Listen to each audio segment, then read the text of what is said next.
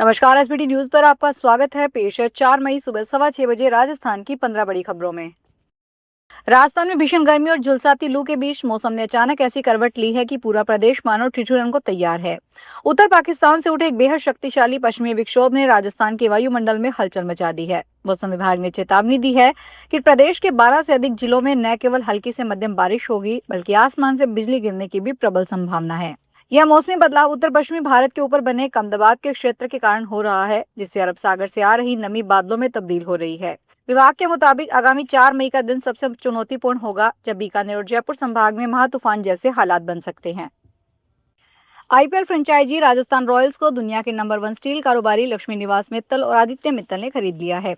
Serum institute के मालिक आधार पूनावाला भी इसमें पार्टनर है। इस डील की अनुमानित एंटरप्राइज वैल्यू करीब 1.65 बिलियन अमेरिकी डॉलर बताई जा रही है। यह आईपीएल इतिहास की दूसरे सबसे बड़ी डील है। डील पूरी होने के बाद मित्तल परिवार के पास राजस्थान रॉयल की लगभग 75% हिस्सेदारी होगी, जबकि आधार पूनावाला करीब 18% हिस्सेदारी के साथ साझेदार बने रहेंगे। खैरथल तिजारा जिले के भिवाड़ी में अजंता चौक स्थित मनु पेपर कोट कंपनी में रविवार दोपहर 12 बजे भीषण आग लग गई। आग इतनी तेजी से फैली कि फैक्ट्री में दूसरे फ्लोर पर रखे कच्चे माल और तैयार उत्पादों को अपनी चपेट में ले लिया। इससे लाखों रुपए के नुकसान की आशंका जताई गई है। आग की सूचना मिलते ही भिवाड़ी नगर परिषद और रिको की करीब 4 दमकल गाड़ियां मौके पर पहुंची।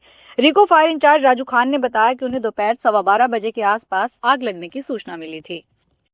राजस्थान के मुख्यमंत्री भजनलाल शर्मा ने कहा कि ओट समाज का गौरवशाली इतिहास रहा है और इसने राष्ट्र की प्रगति में अहम योगदान दिया है। शर्मा रविवार को मुख्यमंत्री निवास पर ओट समाज संवाद कार्यक्रम को संबोधित कर रहे थे। उन्होंने कहा कि श्रम, संस्कृति और स्वाभिमान इसकी पहचान है। उन्होंने कहा कि समाज ने किलों और महलों के निर्माण में अपनी कुशलता दिखाई है तथा जल संरचनाओं के निर्माण की इसमें अद्भुत कला है।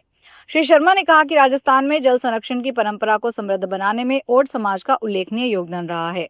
इस समाज के पूर्वजों ने पानी के संसाधनों का सर्वोत्तम उपयोग करना सिखाया। राजस्थान की स्वर्ण नगरी जैसलमेर में रविवार को इतिहास बदल गया। पहली बार जैसलमेर एयरपोर्ट पर समर शेड्यूल यानी गर्मियों में हवाई सेवा की शुरुआत हुई। अलायंस एयर का 72 सीटर विमान जब रनवे पर उतरा तो ढोल नगाड़ों और राजस्थानी लोक गीतों के साथ उसका जोरदार स्वागत किया गया। दरअसल जैसलमेर में पर्यटन सीजन सर्दियों तक ही रहता है। गर्मियों में हवाई सेवा बंद कर दी जाती थी। जयपुर से जैसलमेर के बीच सड़क या ट्रेन में करीब 10 से 12 घंटे लगते हैं, लेकिन फ्लाइट शुरू होने से यह दूरी सिर्फ 1 घंटा 45 मिनट में तय होगी। फिलहाल यह फ्लाइट हर रविवार और गुरुवार को उड़ान भरेगी। राजस्थान पुलिस सेवा की अधिकारी और आरएसी 3rd बटालियन बीकानेर में कमांडेंट सीमा हिंगोनिया की पुस्तक सुरक्षा सखी का विमोचन झालाना ऑफिसर इंस्टीट्यूट जयपुर में हुआ। पुस्तक सुरक्षा सखी में महिलाओं के आधुनिक दौर के मुद्दों को कहानियों के जरिए उठाया गया है और उनके व्यवहारिक समाधान को भी विस्तार से बताए गए हैं। कार्यक्रम में जयपुर सहित राजस्थान के विभिन्न जिलों में आई महिलाओं ने हिस्सा लिया और महिला संबंधी मुद्दों पर अपने अनुभव और विचार साझा किए। सुरक्षा सखी महिलाओं के सशक्तिकरण के लिए लिखी गई एक व्यवहारिक मार्गदर्शिका है। पुस्तक में कहानियों, कानूनों, संवाद, प्रश्नोत्तरी और केस स्टडी के माध्यम से महिलाओं की समस्याओं और उनके कानूनी समाधान को सरल भाषा में समझाया गया है। राजस्थान विधानसभा अध्यक्ष डॉक्टर वासुदेव देवनानी की पहल से विधानसभा परिसर में नक्षत्र वाटिका और हर्बल वाटिका का अभिनय सृजन किया जा रहा है। यह वाटिकाएं भारतीय आध्यात्मिक परंपरा, प्राचीन ज्योतिष ज्ञान, आयुर्वेद चिकित्सा और पर्यावरण संरक्षण के समन्वय का सजीव उदाहरण बनेगी। इन वाटिकाओं का उद्घाटन डॉक्टर देवनानी 5 राज्यों के विधानसभा अध्यक्षों के साथ 5 मई को सुबह 10 बजे करेंगे। बूंदी जिले में पिछले कई दिनों से जारी आंधी तूफान ने बिजली व्यवस्था को बुरी तरह प्रभावित कर दिया है। तेज हवाओं और खराब मौसम के कारण जिले भर में 160 बिजली पोल टूट गए, 5 ट्रांसफार्मर क्षतिग्रस्त हो गए और 36 गांवों की बिजली आपूर्ति बाधित हो गई। इस प्राकृतिक आपदा से जयपुर डिस्कॉम को करीब 24 लाख रुपए का नुकसान हुआ है। हालांकि निगम के टीमों ने युद्ध स्तर पर काम करते हुए प्रभावित क्षेत्रों में बिजली आपूर्ति दोबारा सुचारू कर दी है। अधीक्षण अभियंता सीपी गुप्ता ने बताया कि आंधी तूफान के कारण पूरे बूंदी सर्किल में बिजली ढांचे को भारी नुकसान पहुंचा है। राजस्थान के अलवर जिले में साइबर अपराधियों के खिलाफ चल रहे अभियान के दौरान रविवार को एक सनसनीखेज वाकया सामने आया। टहला थाना क्षेत्र के वीरपुर गांव में पुलिस की दबिश के दौरान खुद को घिरा देख 2 शातिर साइबर ठगों ने गिरफ्तारी से बचने के लिए मंदिर की छत से पीछे की ओर छलांग लगा दी। इस ऊंची कूद के कारण दोनों आरोपी गंभीर रूप से घायल हो गए, जिन्हें प्राथमिक उपचार के बाद अलवर रेफर किया गया। घटना की सूचना मिलते ही राजगढ़ थाना प्रभारी राजेश मीना भी अस्पताल पहुंचे और मामले की जानकारी ली। फिलहाल पुलिस की निगरानी में दोनों का उपचार जारी है।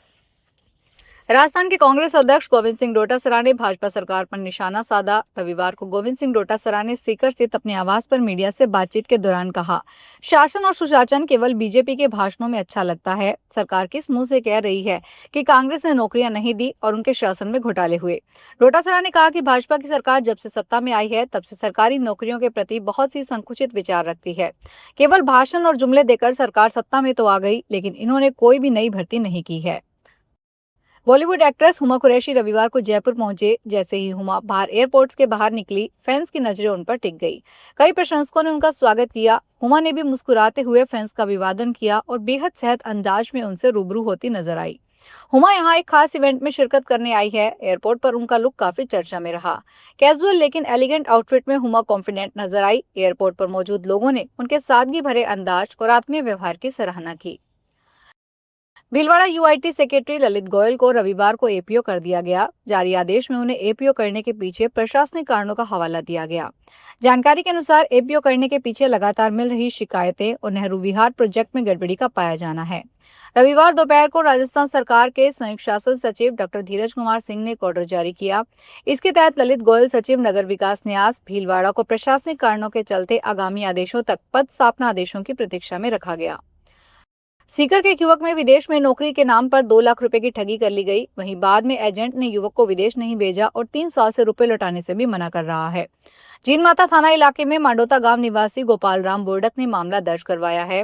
उन्होंने बताया कि वह 2023 में बेरोजगार था। इसी दौरान उसकी मुलाकात झुंझुनू के रहने वाले कैलाश मीणा से हुई। कैलाश ने गोपाल राम को कहा कि वह लोगों को विदेश में नौकरी दिलवाने का काम करता है। कैलाश ने गोपाल राम को कहा कि वह उसे इटली में अच्छी पैकेज पर नौकरी दिलवा देगा। अमेरिका ईरान के बीच चल रहे युद्ध जैसे हालातों की छाया अब राजसमंद जिला मुख्यालय तक पहुंच गई है। यहाँ पेट्रोल डीजल की आपूर्ति प्रभावित होने से आमजन को भारी परेशानियों का सामना करना पड़ रहा है। शहर के प्रमुख इलाकों 100 फीट रोड और धोईदा रोड से 2 पेट्रोल पंपों पर तेल की आपूर्ति ठप हो गई। इन पंपों पर आगे से सप्लाई नहीं पहुंचने के कारण टंकियां खाली पड़ी है, जिससे वाहन चालकों को इधर उधर भटकना पड़ रहा है। रोजमर्रा के कामकाज से लेकर जरूरी सेवाओं तक पर इसका असर साफ नजर आने लगा है। कोटपुतली के किसानों ने प्रस्तावित ग्रीनफील्ड एक्सप्रेसवे के विरोध में बड़ा आंदोलन छेड़ने का ऐलान किया है। भूमि अधिग्रहण और मुआवजे की दरों को लेकर किसान आगामी 11 मई को शक्ति प्रदर्शन करेंगे। इस विरोध प्रदर्शन के तहत किसान ग्राम कोनेडा से जिला कलेक्ट्रेट तक 101 ट्रैक्टरों पर एक साथ विशाल रैली निकालेंगे। किसानों का मुख्य विरोध एक्सप्रेसवे के निर्माण के लिए उपजाऊ जमीन के अधिग्रहण और उसके बदले मिलने वाले मुआवजे की दरों को लेकर है। उनका कहना है कि इस परियोजना से उनकी आजीविका पूरी तरह प्रभावित होगी। तो ये थी राजस्थान की 15 बड़ी खबरें। अगर आपको हमारा बुलेटिन पसंद आया हो तो वीडियो को लाइक करें, अपने दोस्तों से शेयर करें और चैनल को सब्सक्राइब करना ना भूलें। फिर मिलेंगे नई खबरों के साथ। धन्यवाद।